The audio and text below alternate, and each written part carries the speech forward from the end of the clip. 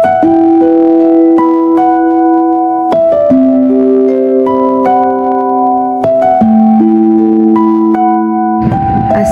আলাইকুম এভরিওয়ান, সবাইকে শুভ সকাল। সকাল সকাল ওয়েদারটা এত ঠান্ডা ছিল, মনে হচ্ছে বৃষ্টি নামবে। আর এই যে আমার পাখিটা কিন্তু এখনো ঘুমোচ্ছে, ঠান্ডা পড়েছে, তাই একটা পাতলা কাঁথা ওকে দিয়ে আমি রান্না করে চলে এসেছি। আসলে যখন ওয়েদারটা ঠান্ডা ঠান্ডা থাকে এত ভালো লাগে আমার কাছে, রান্না করতেও আরাম। কি বলেন? যারা রান্না করেন তারাই তো বুঝেন। আমার কাছে তো শীতের সময়টাও বেস্ট মনে হয়, আবার যখন শীত বেশি পড়ে তখন মনে হয় গরমের দিনটাই ভালো ছিল। যাই হোক, এই যে দেখেন আমি আমার পাখিটার জন্য এখানে একটা সবজি করে নিচ্ছি, আর হচ্ছে আমার জন্য একটা সবজি করব। তার আগের দিন রাতে কিন্তু আমি ওর জন্য মাছ আর মুরগিটা রান্না করে রেখেছিলাম, যাতে সারাদিনটা হয়ে যায়। আর সকালে উঠে এই সবজিটা করছি, কারণ রাতে সবজিটা করে রাখলে ভালো লাগে না খেতে। আর এই যে দেখেন আমার কিন্তু কথা বলতে বলতে সবজিটা অলমোস্ট হয়ে গিয়েছে। এখন আমি আমার জন্য সবজি রান্না করব।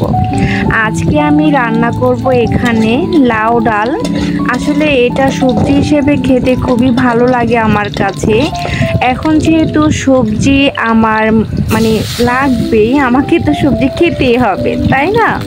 তাই এখানে আমি আমার জন্য সবজি রান্না করব। তাই এখানে হলুদ, মরিচ আর হচ্ছে একটু জিরে গুঁড়ো আর সামান্য ধনে গুঁড়ো আর লবণ দিয়ে হালকা তেলের মধ্যে মশলাটা কষে নিচ্ছি। তেলের পরিমাণটা অত বেশি দিইনি, আর হালকা করে আমি আঁচ দিয়ে মশলাটা কষাচ্ছি। এর মধ্যে আমি মশারির ডাল দিয়ে দিয়েছি। মশারির ডালটা ছিল খুবই সামান্য, কারণ শুধু সবজি খেতে ভালো লাগে না। আর কেন জানি ইদারিং মাছ দিয়ে সবজিটা ভালো লাগছিল না, তাই একটু ডিফারেন্ট করলাম। এখানে মশারির ডাল দিয়ে ডাল রান্না করব। আমার ডালটা কিন্তু অলরেডি কষানো হয়েছে, উপরে কিন্তু তেলটা বেশি উঠেছে। এখন আমি এর মধ্যে লাউটা দিয়ে দিব। এভাবে কষানো হলে সবজিটা কিন্তু খেতে ভালো লাগে। আর তার আগে আমি এখানে সামান্য একটু ঝোল দিয়ে দিয়েছি। আমি আর কোনো ঝোলের পানি অ্যাড করব না। আমার কাছে একটু লাউ সবজিটা একটু ঝোল ঝোল হালকা ভালো লাগে, মিষ্টি মিষ্টি খেতে ভালো লাগে, তাই এখানে এই ঝোলটা দিয়েছি। লাউ থেকে তো একটা পানি বের হবে, তারপর আমি একটু পানিটা অ্যাড করি যাতে একটু ঝোল ঝোল টাইপের হয়।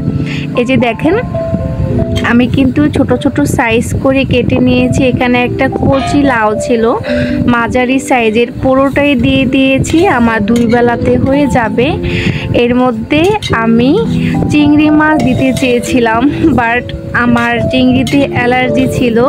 কিন্তু নর্মালি শুধু ডাল দিয়ে লাউ রান্না করলে ওইটার টেস্ট কিন্তু অন্যরকম আসে, আর শুধু চিংড়ি দিয়ে রান্না করলে সেটা স্বাদও অন্যরকম লাগে। এই যে ঢেকে দিয়েছিলাম, এখন ঢাকনা খুলে আরেকটু নেড়ে দিই যাতে নিচ থেকে লেগে না যায়, কারণ হচ্ছে ডালটা একটু আঠালো হয়, তাই নিচে লেগে যাওয়ার একটু চান্সেস থাকে। আমি এর জন্য এখন একটু নেড়ে দিচ্ছি। এই যে দেখেন আরও কিন্তু লাউ থেকে পানি বের হচ্ছে। এই ঝোলেই আমার সবজিটা হয়ে যাবে, আর কিছুই লাগবে না। এই যে দেখেন হয়ে গিয়েছে, কালারটা কত সুন্দর এসেছে, তাই না?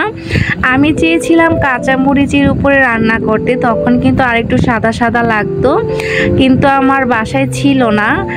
আর এই যে এখন এর মধ্যে একটু কিছু বিলাতি ধনিয়া পাতা আমাদের এলাকাতে বলে, সেটা এখানে আমি দিয়ে দিয়েছি ফ্লেভারটা ভালো আসার জন্য। আর একটা তেজপাতা দিয়েছিলাম, স্কিপ হয়ে গিয়েছে। এই সবজিটা দিয়ে কিন্তু নর্মালি আপনারা ভাত খেতেও খুবই ভালো লাগে, আমি তো শুধু শুধু খাবো। এই যে দেখেন আমার লাউ সবজির কালারটা কত দারুণ এসেছে।